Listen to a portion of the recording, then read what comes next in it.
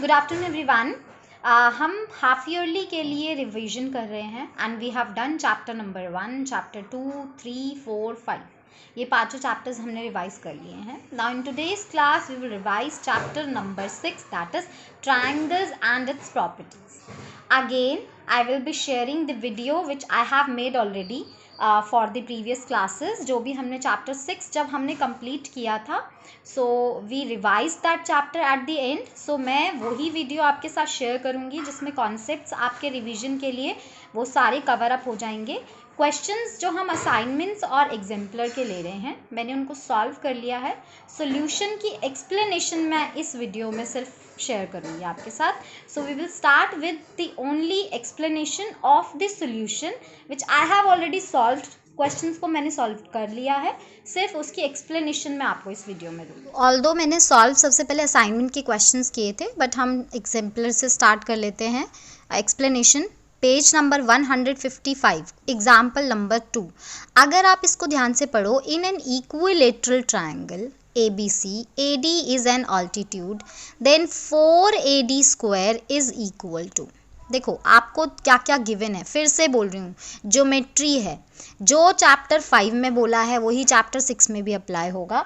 आपको एक चीज़ ध्यान रखनी है हमेशा कि जब आप क्वेश्चंस को सॉल्व करते हो तो आपको फर्स्ट थिंग गिवन लिखनी होती है।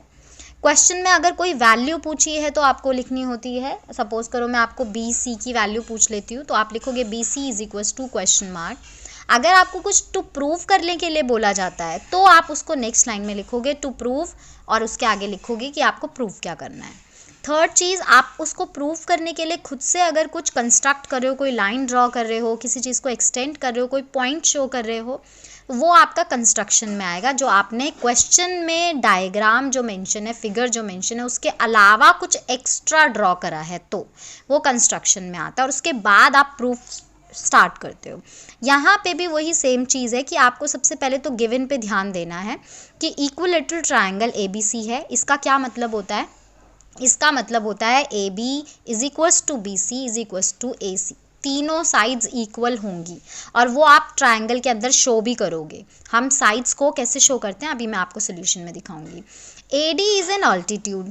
AD जो है वो ऑल्टीट्यूड है, बिकॉज आपका कुछ बच्चों का ओरल टेस्ट हो चुका है तो आप सबको पता भी चल गया होगा कि ऑल्टीट्यूड होता क्या है। ठीक है, ऑल्टीट्यूड जो होता है दैट इज ट्रायंगल में जो स्ट्रेट लाइन, एक वर्टेक्स से हम सामने वाली साइड पर जो लाइन ड्रॉ करते हैं, और वो भी वो लाइन जो है उस सामने वाली साइड पर अगर परपेंडिकुलर होती है उसको हम ऑल्टीट्यूड बोलते हैं। इसका मतलब 90 डिग्री फॉर्म करता है ऑल्टीट्यूड, ये भी आपको पता होना चाहिए। एक और चीज़ स्पेशलिटी होती है, इक्विलेटरल ट्रायंगल के अंदर जो ऑल्टीट्यूड है और जो मीडियन है वो दोनों सेम होते हैं। इसका मतलब ये जो ऑल्टीट्यूड है वो मीडियन का काम भी करेगा। अब मीडियन क्या होता है किसी भी ट्रायंगल का? किसी ट्रायंगल का मीडियन होता है अगेन वर्टेक्स से सामने वाली साइड पर एक लाइन ड्रॉ करना। ध्यान से सुनो, वर्टेक्स से उसके ऑपोजिट एक साइड जो होती है उस पर लाइन ड्रॉ करना, और फिर वो जो लाइन अगर उस सामने वाली साइड को दो इक्वल पार्ट्स में डिवाइड करती है तो उसको हम मीडियन बोलते हैं। ट्रायंगल को दो इक्वल पार्ट्स में नहीं, सामने वाली साइड को दो इक्वल पार्ट्स में डिवाइड करें तो हमें 4AD स्क्वायर की वैल्यू फाइंड आउट करनी है। वो किसके बराबर होगी?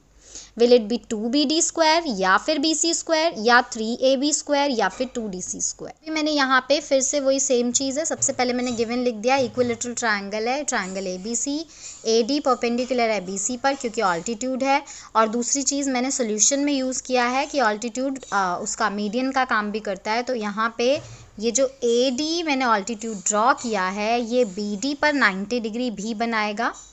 ठीक है, और साथ में ये जो BC साइड है इसको इक्वल पार्ट्स में डिवाइड करेगा। इसका मतलब जो BD है that will be equal to CD, और दोनों ही क्योंकि हाफ्स हो गए, 2 इक्वल हाफ्स बोलते हैं हम इनको, तो हम ये भी बोल सकते हैं कि BD is equals to CD is equals to half of BC।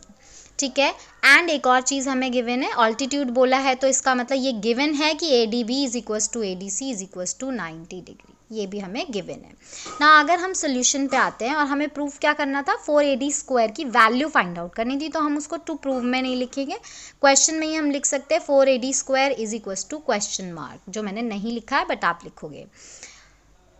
Triangle ADB is a right angle triangle. Obviously ये जो ADB नजर आ रहा है आपको, ये राइट एंगल ट्राइंगल है, क्योंकि ऑल्टीट्यूड है तो 90 डिग्री हो गया, तो उसको हम राइट एंगल ट्राइंगल बोल सकते हैं। तो AB square is equal to AD square plus BD square, क्यों, पाइथागोरस प्रॉपर्टी के अकॉर्डिंग, है ना। Side square plus perpendicular square is equal to hypotenuse square, और हाइपोटेन्यूज कौन होता है, D के सामने वाला, जो आपको मैं प्रीवियस वीडियो शेयर कर रही हूँ उसमें भी आपको एक्सप्लेनेशन दी होगी पाइथागोरस प्रॉपर्टी की पूरी। तो अब इसके अकॉर्डिंग क्या होगा, ये जो BD स्क्वायर यहाँ पे प्लस हो रहा है AD स्क्वायर के साथ, ये ऑब्वियसली जब इक्वल के दूसरी साइड पे जाएगा तो माइनस हो जाएगा, तो मैंने नेक्स्ट स्टेप में इसको लिख दिया AB square minus BD square, ठीक है, क्योंकि ये उधर को चला गया। एक्चुअल में मैंने फ्लिप भी कर दिया, एक ही स्टेप पे दो चीज़ें कर दी हैं। और AD स्क्वायर जो इधर बच गया था उसको मैंने फ्लिप करके लेफ्ट पे लिख दिया है, और जो उधर वाले जो चीज़ें थी मैंने फ्लिप करके उनको इधर लिख दिया है, ठीक है।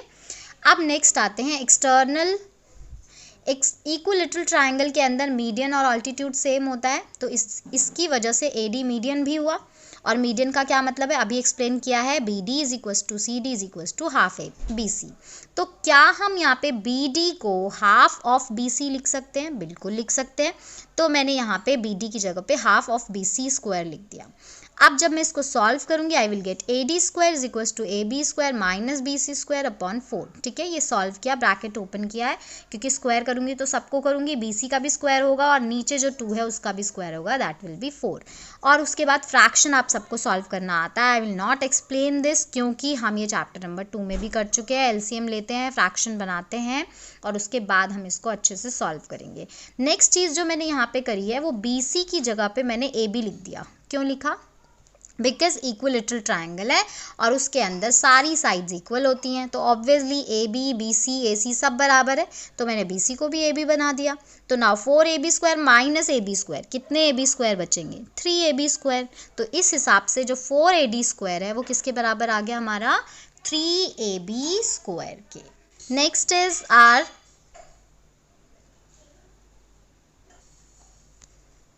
Is our question number 41, page number 165 पे है। एंगल A 50 डिग्री गिवन है, ये पूरा फिगर भी गिवन है इसका हमें, ABC ट्रायंगल है, D इस AB के ऊपर एक पॉइंट है, और इस तरीके से ये जो CD है ये बाइसेक्टर है एंगल का बाइसेक्टर मतलब जो पूरा का पूरा एंगल C है वो 2 इक्वल हाफ्स में डिवाइड हो रहा है। तो मैं ये भी बोल सकती हूँ कि angle ACD and angle BCD ये दोनों ही आपस में इक्वल हैं, और दोनों के दोनों पूरा का पूरा angle C, complete angle C का हाफ है। हमने क्वेश्चन नंबर 41 पेज नंबर 165 में इसका फिगर मैंने ड्रॉ कर दिया है। ABC ट्रायंगल है, पॉइंट D है, और दूसरी चीज़ angle A, angle B, angle C, जो तीनों पॉइंट्स वर्टिसेस हैं ट्रायंगल ABC के। तो obviously angle A plus angle B and angle C, कौन सा वाला, कंप्लीट एंगल C, ये पूरा ACB, क्योंकि ये पूरे ट्रायंगल के अंदर आ रहा है, ये तीनों मिलकर 180 डिग्री बनाएंगे, रीजन एंगल सम प्रॉपर्टी। अब मुझे A और B की वैल्यू गिवन है 50 डिग्री एंड 70 डिग्री, तो मैं यहाँ पे पुट कर दूंगी। एंगल C मुझे फाइंड आउट करना है इज इक्वल्स टू 180 डिग्री। तो कैसे करेंगे, पहले इन दोनों को ऐड कर देते हैं 120, और फिर हम उधर ले जाके इसको माइनस कर देंगे 180 में से, आई विल गेट 60 डिग्री। तो इसका मतलब एंगल C 60 डिग्री हो गया। अब एंगल C 60 डिग्री हो गया, दूसरी चीज़ एंगल ACD, ये अभी हमने बोला क्योंकि CD बाइसेक्टर है तो ACD जो होना चाहिए वो एंगल C का हाफ होना चाहिए, ठीक है। और दूसरी चीज़ अगर मैं एंगल ADC की बात करूं, ट्रायंगल ADC, तो ये तीनों एंगल्स भी क्या होंगे, इस ट्रायंगल के तीनों एंगल्स का सम भी 180 होगा। एंगल सम प्रॉपर्टी तो हर ट्रायंगल में लगती है, तो इसका मतलब जो एंगल A है और एंगल D है एंड एंगल ये छोटा वाला C ACD, ये तीनों मिलकर क्या बनाएंगे 180 degree, angle sum property ASP। मैंने ACD को क्या लिख दिया, 60 का हाफ लिख दिया, क्योंकि अभी हमने पढ़ा बाइसेक्टर है। ए मुझे ऑलरेडी गिवन है 50 डिग्री, तो एंगल डी मैं इजीली फाइंड आउट कर सकती हूँ। फिर से दोनों को ऐड कर दूंगी, 50 + 30 80, और फिर मैं उधर जाके माइनस कर दूंगी। I will get angle D is equal to 100 degree. अब ये जो एंगल डी है, एक्चुअल में इसका नाम अगर मैं 3 पॉइंट से दूँ तो क्या नाम दे सकती हूँ मैं, ADC। ये एंगल का नाम हो गया। जहाँ पे एंगल बनता है उस पॉइंट को हमेशा बीच में रखते हैं, और जिन भी आर्म से बनता है हम स्टार्ट करेंगे। जैसे मुझे पता है ये इस वाली लाइन और इस वाली लाइन से ये वाला एंगल बन रहा है, तो इसका नाम या तो मैं C से स्टार्ट करूँगी या मैं A से स्टार्ट करूँगी, किसी से भी कर सकते हैं। नाउ ADC मैंने इसको नाम दे दिया, और ये मेरा कितना आंसर आ गया, 100 degree. Next question comes, Jiya walk 6 kilometre due east and then 8 kilometre due north. इसका मतलब ये है, जिया जो है वो स्टार्ट करती है किसी भी एक पॉइंट से, वहाँ से पहले ईस्ट में जाती है। ईस्ट का मतलब राइट साइड पे जाएगी, तो एक लाइन ड्रॉ करेंगे। फिर वेस्ट में फिर वहाँ से जहाँ पे पहुँचती है 6 किलोमीटर के बाद, वहाँ से टर्न कर जाती है नॉर्थ की तरफ, 8 किलोमीटर वहाँ पे पहुँच जाती है। ठीक है, अब फाइनली वो जहाँ पे है और जहाँ पे वो स्टार्टिंग में थी, उन दोनों के बीच का डिस्टेंस निकालना है। क्यों? Question is how far is she now.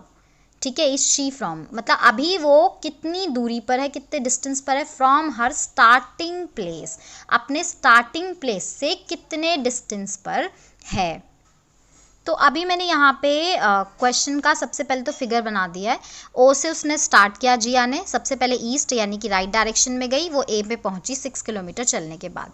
जहाँ पे भी वो पहुँची वहाँ से उसने नॉर्थ की तरफ टर्न किया, मतलब ऊपर की तरफ टर्न किया, और वो बी पॉइंट पर पहुंच गई 8 किलोमीटर चलने के बाद। तो उसका स्टार्टिंग पॉइंट तो ओ था, और अब वो फाइनली कहाँ पे है, बी पे है। तो मुझे जो फाइनल पॉइंट है और जो इनिशियल पॉइंट है, स्टार्टिंग पॉइंट है, उन दोनों के बीच का बेसिकली डिफरेंस निकालना है। अगर मुझे ये जानना है कि वो अभी स्टार्टिंग पॉइंट से कितने डिस्टेंस पर है, तो मैंने यहाँ लिख दिया है, Jiya walks towards east 6 kilometre, north में कितना चलती है, 8 किलोमीटर, इनिशियल पॉइंट उसका ओ है, फाइनल पॉइंट उसका बी है। तो डिस्टेंस बिटवीन दीज 2 पॉइंट्स, इन दोनों पॉइंट्स के बीच का डिस्टेंस क्या होगा, OB, जो कि मुझे फाइंड आउट करना है। अब मैं पाइथागोरस प्रॉपर्टी लगा सकती हूँ इस ट्रायंगल के अंदर, OAB के अंदर। क्यों लगा सकती हूँ? क्योंकि मुझे पता है हर डायरेक्शन जो होती हैं उनके बीच का एंगल 90 डिग्री होता है। तो ये इसका मतलब क्या हुआ, राइट एंगल ट्रायंगल हुआ। पाइथागोरस प्रॉपर्टी में 90 डिग्री के सामने वाली साइड को हम हाइपोटेन्यूज बोलते हैं, इसका मतलब OB जो है वो हाइपोटेन्यूज है। तो हम लिख सकते हैं OA square plus AB square is equals to OB square. Now सबकी वैल्यूज अगर हम पुट करें, 6 square plus 8 square is equals to OB square, that is 36 plus 64। Square करना है, 2 से मल्टीप्लाई नहीं करना। बहुत बच्चे 2 से मल्टीप्लाई कर देते हैं, उन्हें लगता है हमने स्क्वायर कर दिया, ऐसा नहीं करना है। ठीक है, 6 को 6 से ही मल्टीप्लाई करना है। आंसर आएगा 100। अब क्योंकि ये तो OB स्क्वायर आया, हमें तो OB चाहिए, तो हम 100 को भी किसी नंबर के स्क्वायर की फॉर्म में लिखते हैं, दैट इज 10 का स्क्वायर। तो OB की वैल्यू हो गई 10, और क्योंकि डिस्टेंस किलोमीटर में है तो हम लिखेंगे 10 किलोमीटर। विदाउट यूनिट अगर आप लिखोगे मार्क्स कट जाएंगे, तो इसका मतलब वो 10 किलोमीटर के डिस्टेंस पर है। नेक्स्ट आते हैं हम पेज नंबर 173, क्वेश्चन नंबर 116। इसमें आपको ये ट्रायंगल गिवन है। अगर आप देखो तो y is the exterior angle. क्यों है एक्सटीरियर एंगल? क्योंकि एक साइड को एक्सटेंड किया गया है, दूसरी साइड ओरिजिनल है, उन दोनों के बीच का एंगल है, तो y एक्सटीरियर एंगल हो गया। अंदर x है, तो आपको ये दोनों की वैल्यूज़ फाइंड आउट करनी है। इसके लिए भी मैंने दोबारा से यहाँ पे फिगर बना दिया है। ठीक है, y 45 डिग्री ये रहा, 60 डिग्री एंड x डिग्री। अब क्या है, सबसे पहले तो अगर मैं देखूंगी 60 degree, 45 degree and x degree, ये तीनों ट्रायंगल के इंटीरियर एंगल्स हैं, तो इन तीनों का सम कितना होना चाहिए, 180 एंगल सम प्रॉपर्टी। तो मैंने यहाँ पे ASP शॉर्ट में लिख दिया है, आप फुल फॉर्म में लिखोगे एंगल सम प्रॉपर्टी। अब 45 प्लस 60 कितना होता है, 105 plus x is equals to 180, minus करेंगे इधर जाके, हमें आंसर मिल जाएगा 75 डिग्री। इसका मतलब x की वैल्यू आ गई 75 डिग्री, x आ गया हमारे पास आंसर 75 डिग्री। अब अगर हम ध्यान से देखें तो हमें एक्सटीरियर एंगल प्रॉपर्टी भी पड़ी है। क्या होती है कि किसी भी ट्रायंगल का एक्सटीरियर एंगल अपने ऑपोजिट इंटीरियर एंगल जो कि x एंड 60 डिग्री है उनके सम के इक्वल होता है। उनको ऐड करके जो भी आंसर आएगा वो एक्सटीरियर एंगल का ही आंसर होगा। इसका मतलब y is equal to x plus 60, bracket में रीज़न दिया है एक्सटीरियर एंगल प्रॉपर्टी। तो अब जो है x की वैल्यू अभी अभी हमने निकाली है 75 डिग्री, तो मैंने यहाँ पे रख दी। अब 75 + 60 कितना होता है 135, तो इसका मतलब y की वैल्यू 135 आ गई।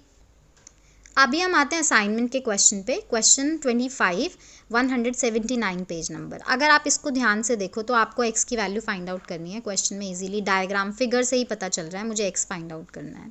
फिर से अगर नोटिस करो ये एक्सटीरियर एंगल है, तो ये जो होना चाहिए अपने ऑपोजिट इंटीरियर एंगल्स के सम के इक्वल होना चाहिए। इसका मतलब x प्लस ये वाला एंगल। अब ये वाला एंगल है, ये तो मुझे वैल्यू गिवन ही नहीं है, बट ये बॉक्स बना हुआ है। इसका मतलब क्या है, जहाँ पे भी बॉक्स दिखे आपको, इसका मतलब है that angle is 90 degree right angle. तो हमने यहाँ पे मैंने फिर से फिगर बना दिया है। अब उसके बाद हम सबसे पहले यही लिखेंगे x + 90 डिग्री = 120 डिग्री। रीज़न क्या दिया, एक्सटीरियर एंगल प्रॉपर्टी। अब उसके बाद क्या होगा, +90 है तो हम उधर ले जाएंगे इसको राइट साइड पे और माइनस कर देंगे 125 - 90। हमारा आंसर कितना आ जाएगा 35 डिग्री। इसका मतलब x की वैल्यू जो होगी दैट विल बी 35 डिग्री। अब हम आते हैं नेक्स्ट क्वेश्चन पे। Find the unknown angles of the following. इसका हम ए पार्ट कर रहे हैं। अगर आप ए पार्ट को ध्यान से देखो तो मुझे 3 एंगल्स अगेन फिर से गिवन है। एक 2x है, एक x है, एक 90 डिग्री है। तो आपको x की वैल्यू फाइंड आउट करनी है, ठीक है, अननोन एंगल्स ऑब्वियसली। तो ये तो नोन है ना, बॉक्स है, 90 डिग्री का एंगल है। बाकी 2 कैसे फाइंड आउट करेंगे। फिर से यहाँ पे एंगल हमने बना दिया है 2x, x एंड 90 डिग्री। अब हम क्या करेंगे, हमें पता है इंटीरियर एंगल्स हैं तीनों के तीनों, x भी, 2x भी और 90 डिग्री भी। तो ऑब्वियसली तीनों का सम कितना होना चाहिए 180 डिग्री। रीज़न क्या देंगे, एंगल सम प्रॉपर्टी ASP। अब देखो 2x + x कितना हो जाएगा 3x। It is just like कि 2 एप्पल्स + 1 मोर एप्पल। कितने एप्पल्स हो गए 3 एप्पल्स। वेरिएबल्स को भी हम इसी तरीके से कैलकुलेट करते हैं। +90 = 180। फिर से जैसे हमने सिंपल इक्वेशन क्योंकि कर लिया है ऑलरेडी, तो हमें पता है हम कैसे सॉल्व करते हैं। ट्रांसपोज करते हैं, पहले ये +90 को ट्रांसपोज करेंगे तो ये -90 हो जाएगा और आंसर आएगा 90। उसके बाद हम 3 को ट्रांसपोज करेंगे, क्योंकि ये मल्टीप्लाई था तो डिवाइड हो जाएगा। तो डिवाइड होके आंसर कितना आ गया 30 डिग्री। इसका मतलब x की वैल्यू 30 डिग्री आ गई। तो अगर x 30 आया है तो 2x कितना हो जाएगा आपका डबल, x का डबल, इट मीन्स 60 डिग्री। तो आपको तीनों एंगल्स पता चल गए। 90 ये जो मुझे पहले से ही पता था, बॉक्स फॉर्म में गिवन था। x की वैल्यू अभी अभी हमने निकाल दी, that is 30 degree, and 2x की वैल्यू उसका डबल, इसका मतलब 60 डिग्री। नेक्स्ट क्वेश्चन है। ये क्वेश्चन मैंने आपको इसलिए दिया है, although this question is again similar to that exemplar question, exemplar question की तरह सिमिलर है, बट इस क्वेश्चन को करने के आपके पास 2 वेज हैं, ठीक है। बिकॉज आप टेस्ट दे रहे हो, वहाँ पे आपको कोई पर्टिकुलर चैप्टर नहीं गिवन होगा कि आपने यही कॉन्सेप्ट से करना है। आप दोनों कॉन्सेप्ट पढ़ चुके हो, तो आप किसी भी कॉन्सेप्ट से इसको कर सकते हो। फर्स्ट थिंग आप क्या कर सकते हो, आपको ये एक्सटीरियर एंगल गिवन है 120 डिग्री, आपको इसके ऑपोजिट इंटीरियर एंगल्स भी गिवन है x एंड 50। तो ऑब्वियसली इन दोनों को ऐड करके 120 आएगा, वहाँ से भी x निकल सकता है। x निकालने के बाद अब जो y होता है, ठीक है, उस y के लिए आप क्या कर सकते हो, या तो 120 एंड y। अगर आप ध्यान से नोटिस करो तो ये y एंड 120 डिग्री जो हैं दोनों लीनियर पेयर हैं, और लीनियर पेयर मतलब क्या हो जाएगा, आप 120 + y = 180 यूज़ कर सकते हो, ठीक है, लीनियर पेयर हैं। या फिर आप y निकालने के लिए एक और तरीका भी यूज़ कर सकते हो। कैसे, अभी अभी आपने बोला कि 120 ऑपोजिट इंटीरियर एंगल्स के सम के इक्वल है। इसका मतलब यहाँ से आपने x निकाला अभी अभी, 50 + x = 120 से आपका x निकला था, और 50x और y तीनों इंटीरियर एंगल्स हैं, तो वहाँ पे एंगल सम प्रॉपर्टी भी लगा सकते हो आप 180 करके, है ना। तो आप ये भी कर सकते हो, एंगल सम प्रॉपर्टी लगा के भी y निकाल सकते हो, आप लीनियर पेयर लगा के भी y निकाल सकते हो। तो मैंने फ़िलहाल यहाँ पे लीनियर पेयर लगाया है। सबसे पहले मैंने y ही निकाल दिया क्योंकि मुझे बड़ा क्लियरली नज़र आ रहा था 120 + y दोनों लीनियर पेयर हैं, तो दोनों का ऐड जो है वो 180 डिग्री होगा। रीज़न मैंने दे दिया लीनियर पेयर, तो y निकल जाएगा। इक्वेशन की तरह सॉल्व करेंगे, 120 ट्रांसपोज करेंगे दूसरी साइड पे तो माइनस हो जाएगा, तो y की वैल्यू आ गई 60 डिग्री। अब फिर से वही सेम चीज़ है, 120 बाहर की तरफ है, 50 एंड x अंदर की तरफ है, ऑपोजिट एंगल्स हैं, तो ये एक्सटीरियर एंगल प्रॉपर्टी हो गई। Exterior angle is equal to sum of opposite interior angles, ठीक है। तो x प्लस 50 के इक्वल आ गया। फिर से वही सेम चीज़ है, प्लस 50 है तो उसको मैं यहाँ ले जाऊँगी 120 के साथ, ट्रांसपोज करूँगी तो माइनस 50 हो जाएगा। और मैंने एक ही साथ फ्लिप भी कर दिया है, उधर भी ले गई ट्रांसपोज और फ्लिप भी कर दिया, मतलब लेफ्ट को राइट में ले आई और राइट को लेफ्ट में ले आई यहाँ पे, ठीक है। नाउ 120 माइनस 50 इज 70 डिग्री, तो x की वैल्यू भी आ गई। आप चाहो तो पहले x निकाल के फिर y निकाल सकते हो एंगल सम प्रॉपर्टी यूज़ करके। अब हम आते हैं वेरी इंपॉर्टेंट क्वेश्चन पे। ये इंपॉर्टेंट क्वेश्चन इसलिए है क्योंकि इस टाइप के क्वेश्चंस जो हैं आपके यहाँ से स्टार्ट होते हैं क्लास 7 से या क्लास 6 से, and these type of question you will see in every stage of every class 7th 8th 9th 10th her class में आपको इस तरीके के क्वेश्चंस देखने को मिलते हैं। The level you can say कि आपका सेम ही है। आप ये चीज़ अभी समझ गए तो आपको 8th में भी वैसे ही समझ आएगा, 9th में भी वैसे ही समझ आएगा और 10th में भी वैसे ही समझ में आएगा, कुछ नया इसमें नहीं होगा। तो इसको आपको ध्यान से समझना है। आपको इसमें एक क्वाड्रिलेटरल गिवन है ABCD, ठीक है। उसमें ऑल्दो डायगोनल मेंशन नहीं है क्वेश्चन में, बट AC प्रूव आपको जो करने के लिए बोला, that is AB plus BC plus CD plus DA is less then 2AC plus BD। क्योंकि AC प्लस BD की बात हो रही है तो ऑब्वियसली AC को ज्वाइन जो करेगा वो डायगोनल ही होगा, ऑपोजिट कॉर्नर्स को ज्वाइन कर रहा है। सिमिलरली B और D को जो ज्वाइन करेगा that will also be a diagonal only, दोनों डायगोनल्स हैं, O पर इंटरसेक्ट कर रहे हैं। और हमें इसके अलावा अब प्रूफ जो करना था वो भी हमने लिख दिया है। अब अगर हम यहाँ पे नोटिस करें तो हमें क्या करना है, ऐसे क्वेश्चंस को पहले तो आपको ना ये ध्यान देना होता है, आपको प्रूफ क्या करना है। आपको प्रूफ जो करना है इसमें लेस देन कॉन्सेप्ट आ रहा है, साइड्स हैं, डायगोनल्स हैं, ठीक है।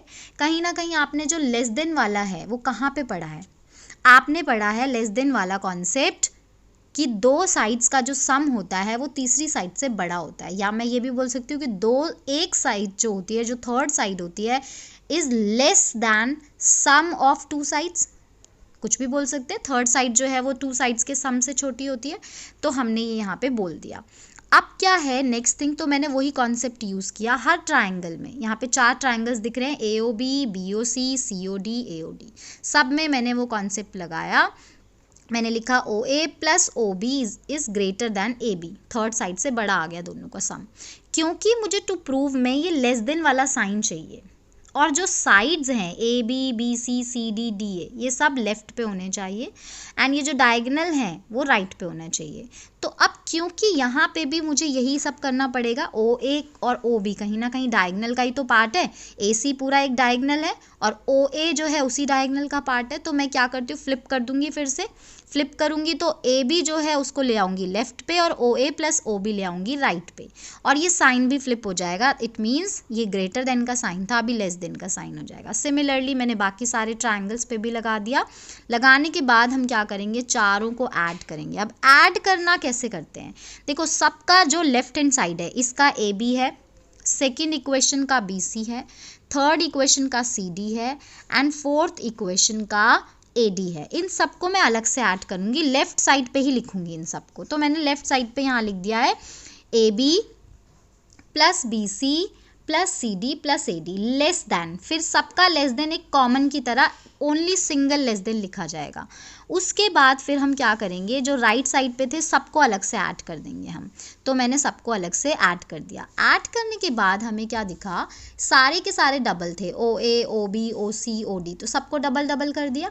2 को मैंने कॉमन ले लिया, ठीक है, डिस्ट्रीब्यूटिव प्रॉपर्टी, 2 मल्टीप्लाई हो रहा है OA से, OB से, OC से, OD से, तो उसको हम एक ही बार लिख देते हैं बाहर। अभी अंदर OA, OB, OC, OD, अगर मैं ध्यान से देखूं तो OA और OC दोनों मिलकर AC ड्रॉ करते हैं, है ना। फिगर में अगर मैं यहाँ पे देखूं तो OA एंड OC दोनों मिलकर AC बना रहे हैं, ठीक है, तो मैंने उसकी जगह पे AC लिख दिया। सिमिलरली OB एंड OD मिलकर BD बना रहे, तो मैंने BD लिख दिया। Now this we had to prove, यही हमें प्रूव करना था, तो हमारे पास रिजल्ट आ गया। So we will say hence prove.